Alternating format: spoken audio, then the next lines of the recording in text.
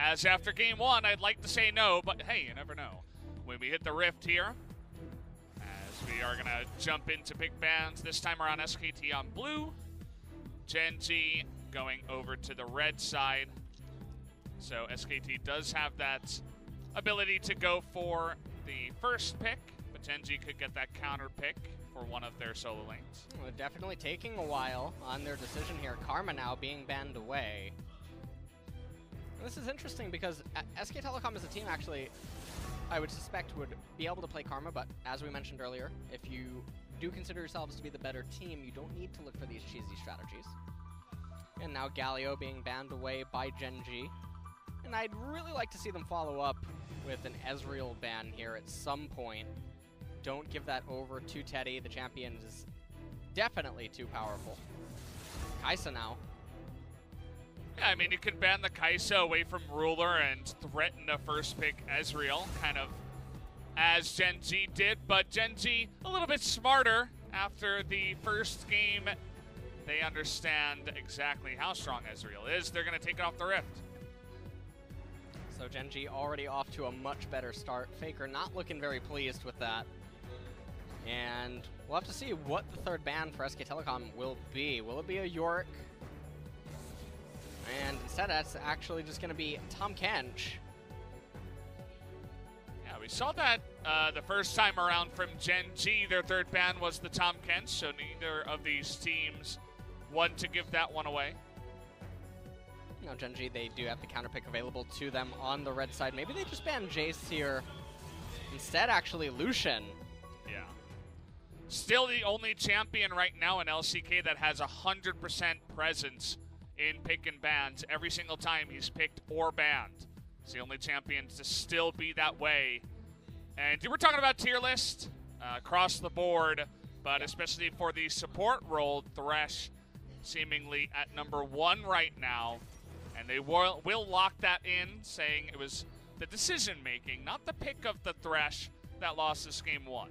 And now Gen.G responding by hovering the God, as he is truly the god of top lane right now. Yeah, Undisputed best top laner that you can pick right now, probably in competitive.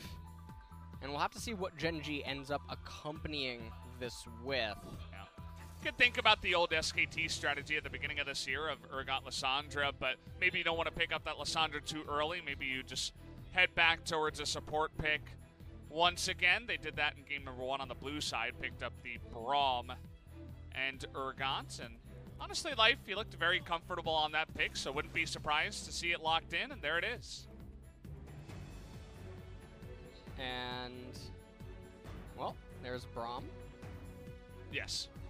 And, well, no, well, I mean, we'll have to accompany that with an ADC and see what it ends up being, but so far, defensive team composition for Gen.G yet again. Although the Braum can be a little bit of a hybrid pick, offers the points of engage, but also the disengage, and SK Telecom sticking with that Kalista Thresh.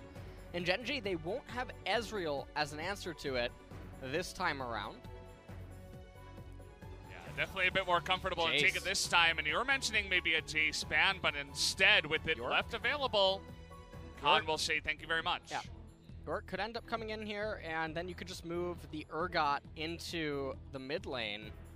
That wouldn't be the end of the world, but instead, Gen.G going to lock in that Ashe as we proceed into the second ban phase here.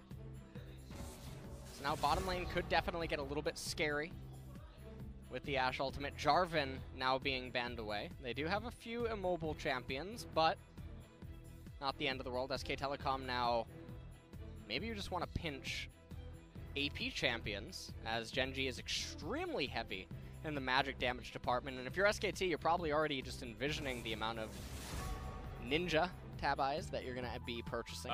Yorick now banned away. Yorick was one of those picks for the top lane that seemed very obvious into the Jace, but immediately does go away as the first ban. And we did see the Lee Sin priority from Klid the last time around, but no jungle pick so far for SKT. Doubt we're going to see Klid jumping onto jungle Jace anytime soon. But instead, we do not see any Lee Sin bans, just Jarvan and Elise taken off the board. And there's the Lissandra being removed. And if you're Gen.G right now, you probably just end up picking your jungler. That'll allow the Urgot to still remain as a questionable flex pick, but also give you counter pick if you do want it. So, looks like Peanut is saying something, but instead, they want to go with a counter pick jungle, and I'm not entirely sure why you would do that. Zoe locked in, Faker, he's known for his LeBlanc, and that is one of the answers to Zoe. Really not sure what Gen.G just did right there. There's the Lee Sin. And I think that that's what the Elise ban was trying to do, was pinch away at the magic damage junglers, because in LCK, they still don't understand that Karthus is actually it doesn't exist. It doesn't exist. Not, it's like a gentleman's agreement. Yeah. Only in the best league in the world, that is Challengers Korea.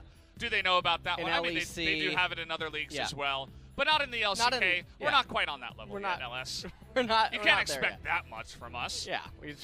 Why would you want to have the best jungler in the game? It know. Doesn't even make sense. But, you know, well, let's get Lee Sin. That makes a lot of sense. So, Gen.G, speaking about things that don't entirely make sense, end up locking in a Nocturne. So now they end up having a bit of mismatching synergy across the board, but a heavy emphasis on poke and pick inside of the Zoe and the Ashe, accompanied by the Nocturne, the Fear Beyond Death with the Urgot. SK Telecom, though, I mean, they're fighting fire with fire. They also have an equally aggressive comp, and so fireworks are going to fly. Neither of these teams are really designed for any sort of late-game shenanigans. Yeah. They both spike at around 1 and 2 items, and that's where the game's going to probably end up climaxing.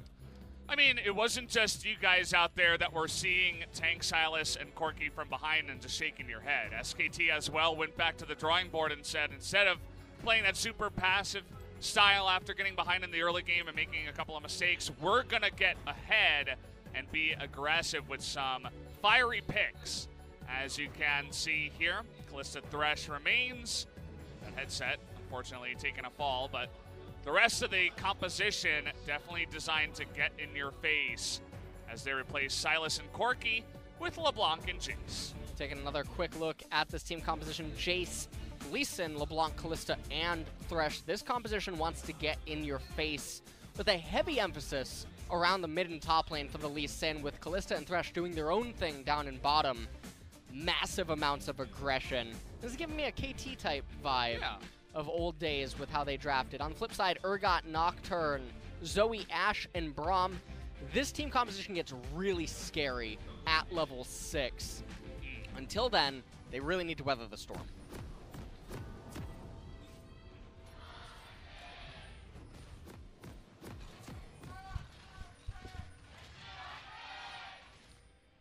Here we go, guys. Game number 2 as Gen.G looking to stage an upset tonight up against SKT. They take game number 1. If you're just tuning in now, you might be like, wait, is that, is the CG actually wrong? No, it's exactly right. Gen.G up a game.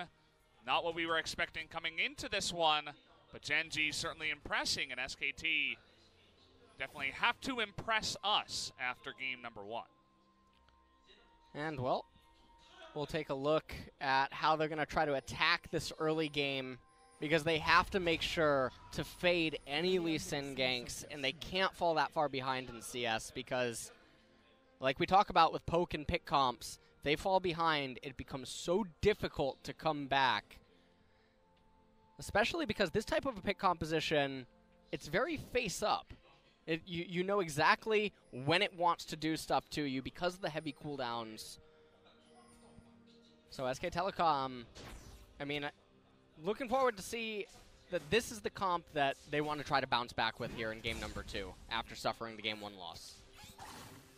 It's interesting to see Ashe slowly climb up in priority in recent weeks here at the LCK. We've been seeing a bunch of Ashe Tom Kench out of Sangyun and Ki over at Hanwha Life. Definitely a big duo that is saying, hey, Ashe is really strong right now, especially with the support that can kind of cover her lack of mobility and safety. And this time we see it around with the Braum, which definitely can protect in a similar way. The Tom Kench was banned in the first round of bans, as it was in game number 1. So wow. Will not have that one. Oh, man. This is really rough for Peanut. Started off last game with such a fortunate start, but this time he's going to definitely be on the back foot now as Khan able to get that priority off the first wave, converted that into 2 really key wards. This stunts Nocturne so much. He doesn't get the Golem camp, which is the most valuable camp to Nocturne, and these other junglers that really rely on getting level 6 early. He's fallen really far behind. Why are you going through mid lane? What? Maybe he wanted a CS of XP. I'm not 100% sure. But he does get to the blue eventually. Maybe not on the most ideal path. Ooh. I think Mata and Teddy could just go. Oh, okay. Why would you let them know? Oh, well. Peanut saying that's my scuttle. Yeah, he does let them know, hey, if you guys try to get that low, I will just smite it. But now he doesn't have smite available to him. However, Clit is not in close proximity, so Life coming over to Peanut going to give him a little bit of a help leash on that Scuttle Crab. Turns out having a Braum is better than having a smite when it comes to securing the Scuttle Crab, as he is able to pick that one up. So they did go 1-for-1 in the Scuttle Crabs. It was a bit of a wonky path there from Peanut, but eventually makes it work. The Nocturne's pathing is definitely stunted, as Clit is going to be able to full clear his own jungle, and you can see he doesn't need to do anything in bottom. Kalista and Thresh, they have that totally under control on their own. And now Nocturne, this would be right around the time where you would expect that, well, okay, my Raptor camps are coming back up in just a few seconds. My Golem camp should follow suit soon thereafter. However, these Golems are still level 1. This Nocturne is in such a nightmare situation. It's definitely not a good feel right now. As you can see, Jace with this pushing begins to, or he's able to just get another one. This is great timing from Clid. Yep. He's going to get right on top of them. 3-on-2, the immediate flash away from Ruler, but there's the hook. But Kalista, Teddy getting pretty low, trying to assassinate the AD carries, and finally one goes down in the Ash. Clid getting pretty low as well, but there's that trouble bubble as Fly comes in first. Peanut, though, can he actually make it happen? Fly able to get on in there with the last second auto, flashing for that kill, but he's able to get that 1-for-1 trade. Yeah, and this is a really big victory for Gen.G. Going even in these type of scenarios isn't advantageous for SK Telecom. They need to just get pure advantages and maintain them. And Gen.G now, they're going to be able to convert this into plating. And look at Faker. He's too slow shoving in that wave. It's going to be picked up by Ruler. All around, very, very big turn of events for Gen.G for what looked like was going to be a really good start for SKT.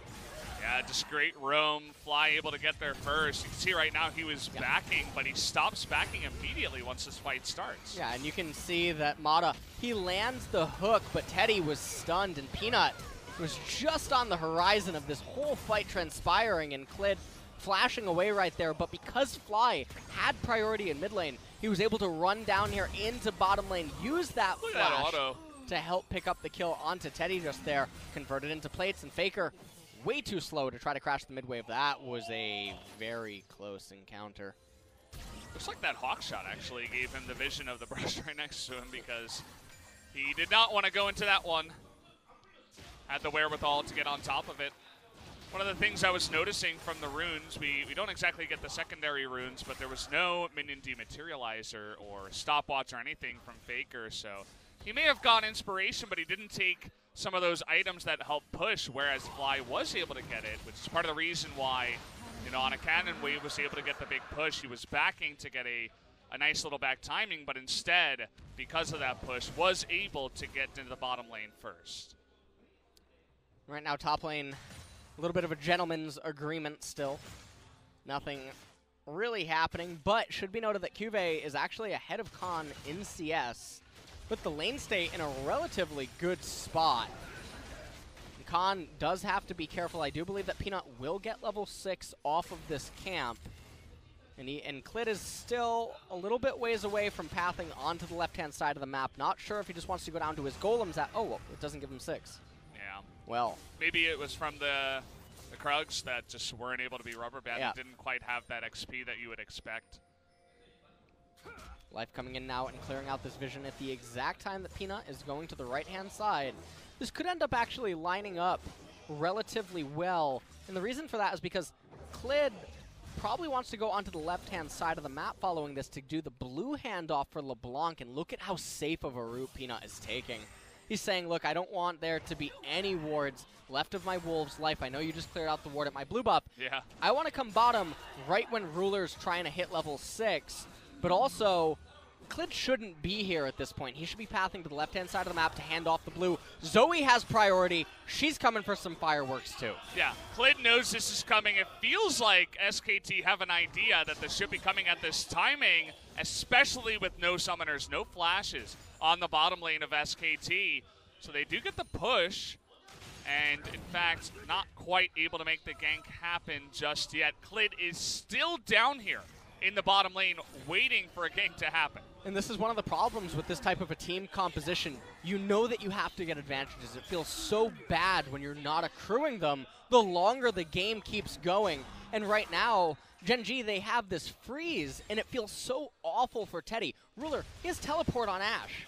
This is such a fantastic spot for Gen.G to be in.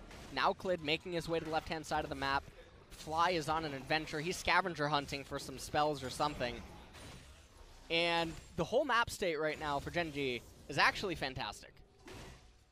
That certainly feels pretty good. At least one good thing for SKT is Khan finally got an advantage on his signature Jace up in the top side. Up a level and up in CS so far. Forces Kiveda back, and looks like he couldn't actually swap back to the TP just yet. Only has Ignite here. It's probably down 4 now, so has to run all the way back and miss that entire wave. Well, Khan is definitely getting himself some gold advantages now. And Cuvée is still being kept underneath this turret, and Khan's able to do this as his jungler is in close proximity. He also has the Kleptomancy on Jace. Should be noted. Oh! Peanut's pretty low. Oh. He's going to have to give this one away, as there was vision there onto Peanut. Clid saying, nope, I'll take your Raptors. Thank you very much.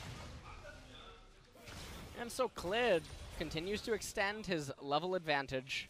Cuvée underneath his turret. We're probably going to see Peanut path there immediately, as this could be a timing in which Clid and Khan would maybe try to make something happen, but it seems like Khan, he just wants to take a quick recall. Well. He kind of jumped the gun on that one. Faker, really nice trade in the mid lane up against Fly here. That Fly has to be really LeBlanc careful. Pick coming into the Zoe, finally paying its dividends off as well. And here comes Teddy with Mata. They're doing this rotation just to guarantee priority over the Herald, even though Zoe was already chunked out. Because it looks like Cuvée and Peanut, they got a little tingling that it was going on, but doesn't really matter. A little bit too late as SK Telecom pick up that Herald. And with the pressure in mid, they might be able to convert it into something when Zoe tries to go for a recall. They could consider that. Finally, SKT kind of playing as a team, sending up their bottom lane to pressure on into the top side while that Rift Herald take was coming in. And that was a sneaky one. That was right at 10 minutes, right when that Rift Herald spawned. So they could absolutely get some nice value from that one. You could see immediately Clid is heading up to the top lane, where already the Jace has taken 2 plates here and could potentially look for that first turret. We'll see how he decides to use the Rift Heralds as he comes up to the top lane. And SK Telecom rotating into mid as the Herald is summoned up in top. Yeah, immediately summoned, actually. Yeah. Second he gets there as well. We're going for Fly right now as, okay, the knockup misses, the hook misses, in goes Peanut, trying to get that trade kill, and he absolutely will. Fly gonna punish them hardcore for a big failed gank on the side of SKT. Whoa! Whew, that was a close one. Meanwhile, in the top lane, push still going on here. It's Jace and a Rift Herald, so absolutely. Huh? What? Okay, there you go. Okay. Yep, they're doing a lot of damage to that turret. Bit of a luxury one up in the top lane, but certainly a lot of damage already. in the top lane. And right now, SK Telecom, they are getting some gold advantages. Ruler, though, getting quite a lot of plates down in bottom. And it looks like SK Telecom might want to try to make something happen. They do manage to save that turret, though. So definitely very, very clutch timing for them to be able to arrive down in bottom. Fly has a redemption available. Only a 1k gold lead, though, for SKT at 13 minutes. That was very good usage of the Rift Herald. A little bit unfortunate on the mid play. I'm going to take a look at it again one more time.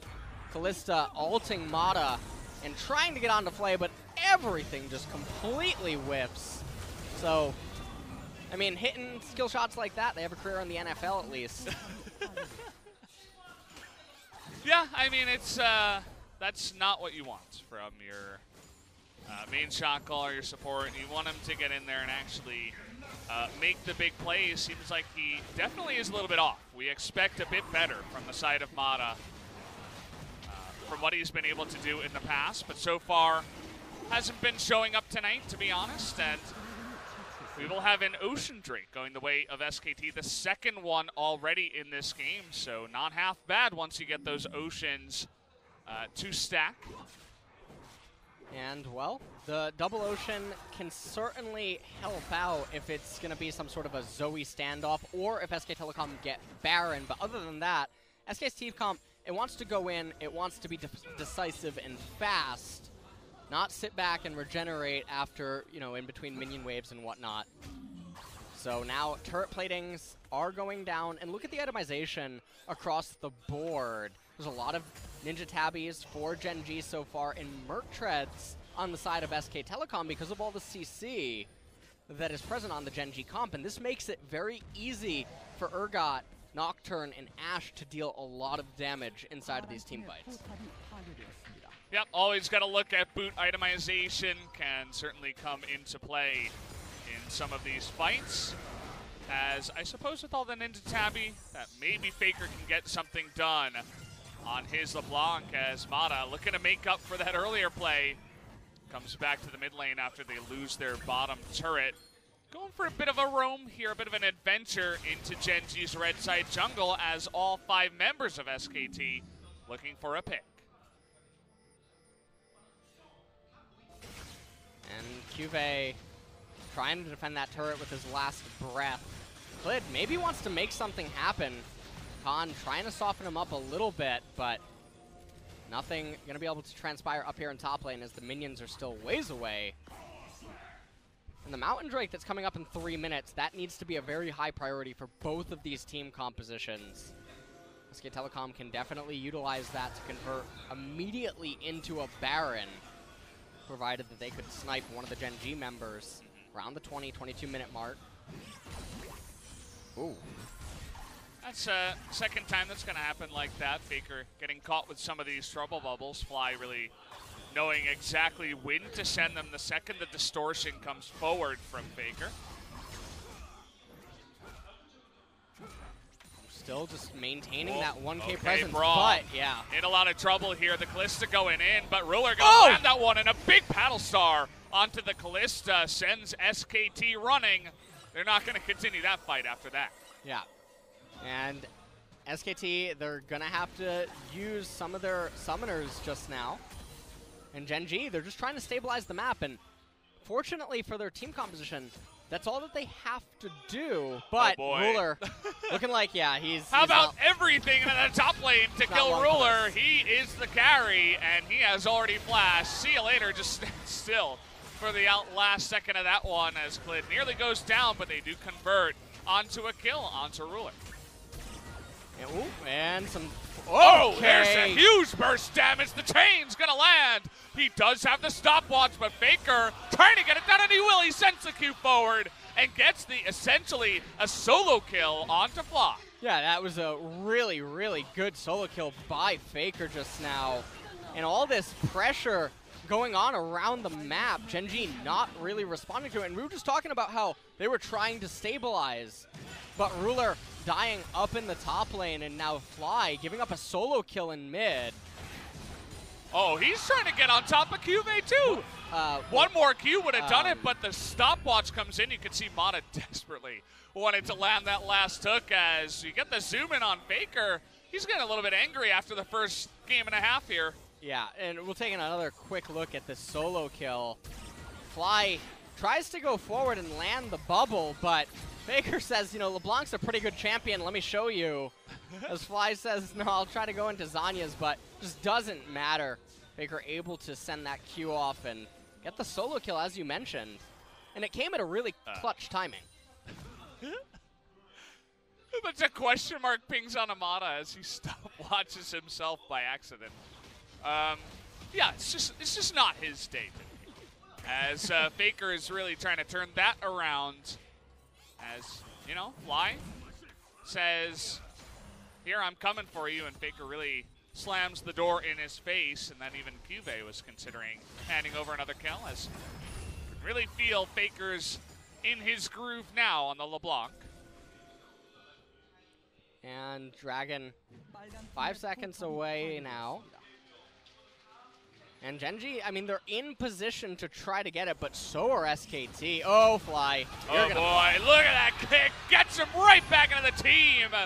Looks like finally SKT wake up halfway through game number 2. They're really trying to actually force the issue here as Mata looks like he got stunned up, actually, before he could really make that play work. As Cuvée not going to bother to TP after the ping comes through. And SKT, they're going to have Clid pick up that mountain, and that was a fantastic pick-off. You want to talk about a pick comp? Well, SK Telecom hitting Gen.G with a bit of their own medicine.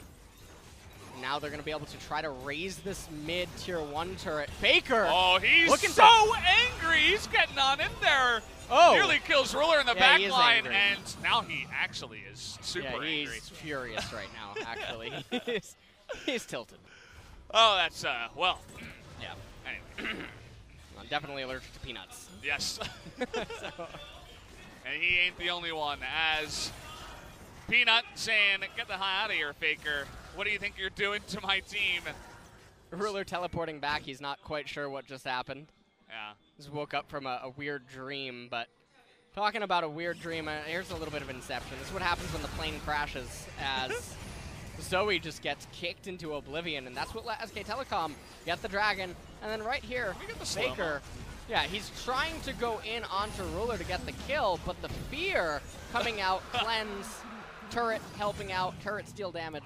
As, well, Zoe died. We missed that one as Fly didn't quite have his cleanse. Probably wouldn't have saved him. Maybe the flash would have, as it looked like both Clid and Khan getting a bit angry, going to shut down Fly once again.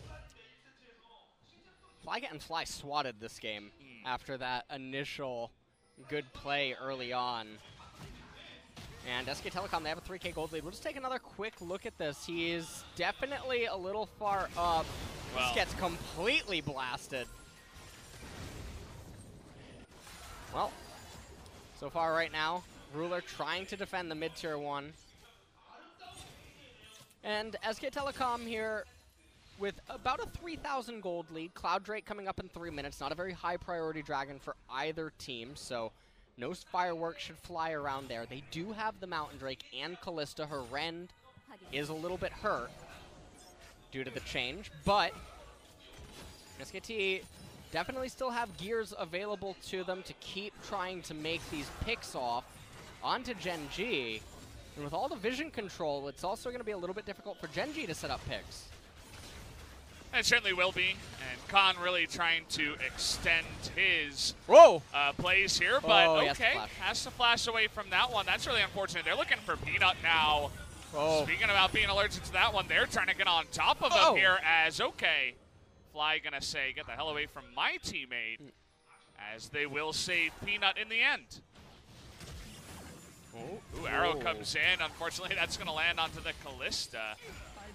No real follow-up after that one, as nobody really going to extend too far. They get the mid-tier 1 turret for themselves, so not the end of the world. And now they're also should be able to pick up the Wraiths or Life. Faker kind of between the goalposts there, not quite able to land that chain. Not sure if he had full vision, but Immediately able to transition straight into another push into the mid lane, nearly take out that mid turret, essentially for free, as Gen.G weren't quite in position. And right now, Gen.G, they're not really looking like they want to do anything. They seem content with just sitting back and trying to farm and then maybe look for a pick later. But for SK Telecom, this now enters into the point where you want to try to clear out vision around the red side jungle of Gen.G and try to secure yourself a Baron, demanding that Gen.G come into you. You can see actually Fly looking a little bit afraid to go up to that minion wave. He's had some bad experiences this game.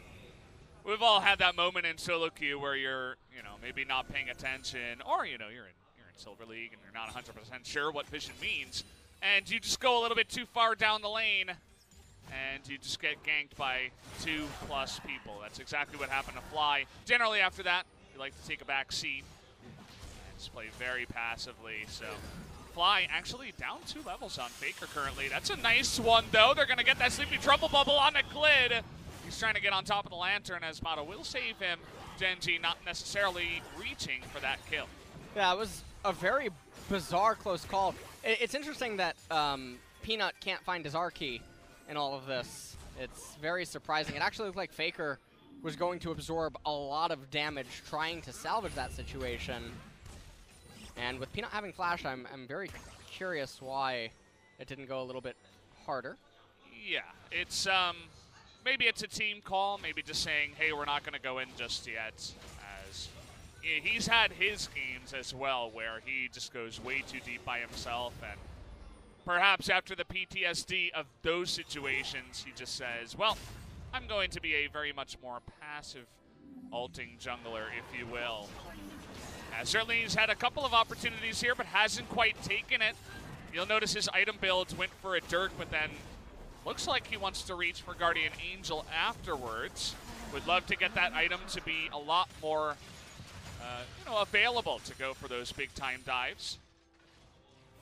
And right now, nothing's really happening, and this is sort of just like game number 1, where one team composition doesn't have the capability of raising these tier 2 turrets if the enemy team comp doesn't allow you to, by letting themselves be picked off or taken advantage of somewhere else on the map. So we just got this lull state where nothing really happens. You sit back, you eat some food. That's about it. Yeah. This is the preparation for Jin Air later on tonight. Yes, exactly. This is basically just the preview before the real storm comes in. Jin Air kind of flying through a storm recently. We'll see if they can get back into clear skies. Right now, Peanut just hit level 12, so there was quite a sizable level gap between him and Clid. Definitely wants to still keep eating all of his camps as Khan.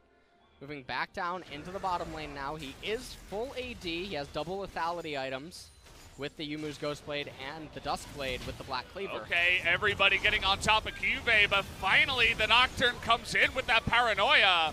But SKT was absolutely ready to get on top of that. Mata says, hey, let's go, but then Clid comes in way too late. After that one, we'll see if Gen.G can get any kills off of the back of that. Peanut just barely gonna survive on the backside, and it turns out actually nobody dies. Yeah, no one dies. The Urgot ultimate just completely whiffed.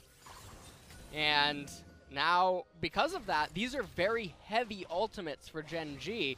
They have to wait until they're back up again to sort of have any ability to contest SKT. But what this is going to mean, now they convert it into a bottom tier 2, and the gold lead continues to extend. It's about 5.6, 5.7k gold advantage for SK Telecom now as we approach the 30-minute mark. In that situation, trading a fight where nobody really dies but all the ultimates are burned on the side of Gen.G is obviously going to favor SKT from ahead, and they take big advantage of that. They take the 1 turret as well, and looks like everybody now is heading up towards the Baron. They want to get that Baron vision you were talking about, perhaps go for a force on it after everybody went back and bought all the items with the gold they had sitting there. And that's exactly what they're going to do. Mata and Faker making their way up here, trying to deny as much vision as possible. SKT definitely can start Barons as a bait to lure Gen.G in, but before they do that, they definitely want to absorb some of the ultimates, whether you get the ultimate out of Urgot or the Paranoia out of Nocturne. This is what you don't want to do, though. I mean, everybody likes to take a little adventure, face-checking through the jungle every once in a while, and SKT are not to be left out of that group of teams. Spada takes one straight to the face. But they do get some decent deep vision down into the red side of Gen.G's jungle. Whoa. Okay, now Faker continuing to go on in there. It's really hard for SK Telecom to do anything here. Okay, arrow onto Clid, but immediately no follow-up as the Shock Blast hits Life and Ruler in the face. And they decide, nah, we're not going into that one. And this is what SKT need to do. They need to try to take these fights inside of the red-hand side jungle. They need to try to bait out a Nocturne Paranoia or an Urgot ult, and then try to start the Baron and say, hey, you guys actually have to come to us right now, and then force the fight that way. If they keep doing this song and a dance, the longer that the game goes, the better it gets for Gen.G. Yeah, I mean, when is the Force going to come in? Right now, there are no control wards in the inventory of SKT. They've used all of them to, I suppose, get some very deep vision on in there, but that means that there is no denied vision at the Baron currently. They just know exactly when that Baron is going to go down, and Gen.G totally fine, as you mentioned, to just wait it on out. Next Drake here going to be the Cloud Drake. We'll see if SKT try to make that Elder spawn as soon as possible in this game.